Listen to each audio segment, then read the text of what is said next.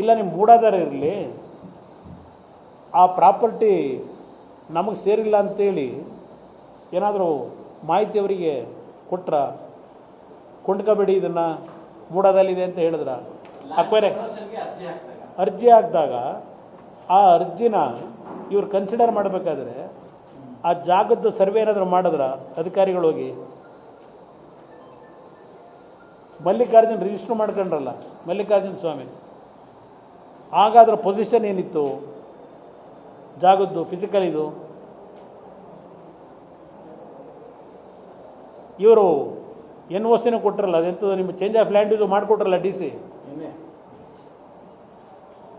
ಆಗ spot inspection ಮಾಡಿದಾರೆ ಯಾರು?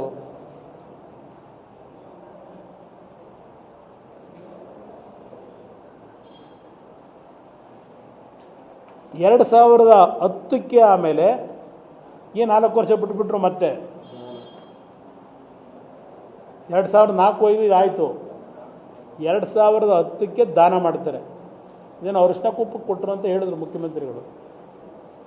ತಂಗಿಗೆ ಪ್ರೀತಿ ಇಟ್ಟು ಪ್ರೀತಿಯಿಂದ ಕೊಟ್ಟಿದ್ದಾರೆ. ನಾವು ಅದ್ರ ಬಗ್ಗೆ ಚರ್ಚೆ ಇಲ್ಲ. ಅಕ್ಕನ ತಂಗಿನ ಅವರು ಗೊತ್ತಿಲ್ಲ ನನಗೆ, ಕೊಟ್ಟಿದ್ದಾರೆ. ಅವ್ರ ಸಹೋದರಿಗೆ ಕೊಟ್ಟಿದ್ದಾರೆ.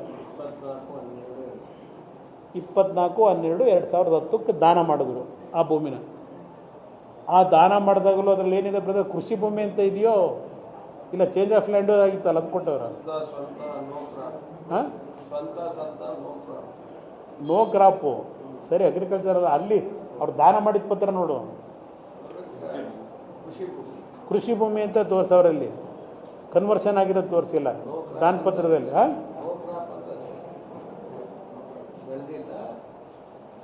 ಇದು ಆಗಿರೋದು ಬ್ರದರ್. 2013ಕ್ಕೆ ಚುನಾವಣೆ ಬಂತು. 2013 ಚುನಾವಣೆಯಲ್ಲಿ ನಾವು ನಾಮಿನೇಷನ್ ಹಾಕಿದಾಗ ನಮ್ಮ ಆಸ್ತಿ ವಿವರಗಳ ಫೈಲ್ ಮಾಡಬೇಕಲ್ಲ, ಅಫಿಡವಿಟ್ ಹಾಕಬೇಕಲ್ಲ. 13ರಲ್ಲಿ ಈ ಪ್ರಾಪರ್ಟಿ ಏನೋ 10ನೇ ಇಸ್ವಿನಲ್ಲಿ ಇವ್ರ ಹೆಂಡತಿ ಹೆಸರಿಗೆ ಬಂದಿದೆ, ಮುಖ್ಯಮಂತ್ರಿಗಳ ಧರ್ಮಪತ್ನಿ ಹೆಸರಿಗೆ.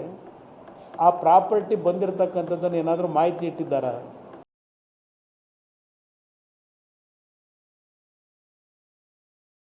ಇದ್ರು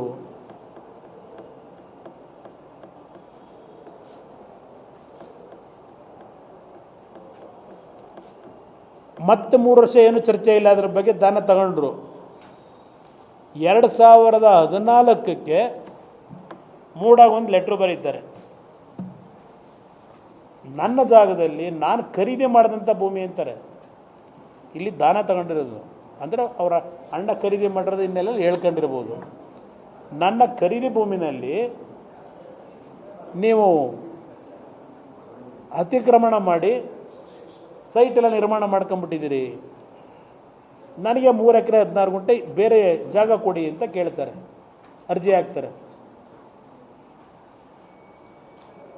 ಆಗಿವ್ರು ಮುಖ್ಯಮಂತ್ರಿಗಳು, ರಾಜ್ಯದ ಮುಖ್ಯಮಂತ್ರಿಗಳು ಈ ಅರ್ಜಿ ಮೂಡಕ್ಕೆ ಕೊಟ್ಟಾಗ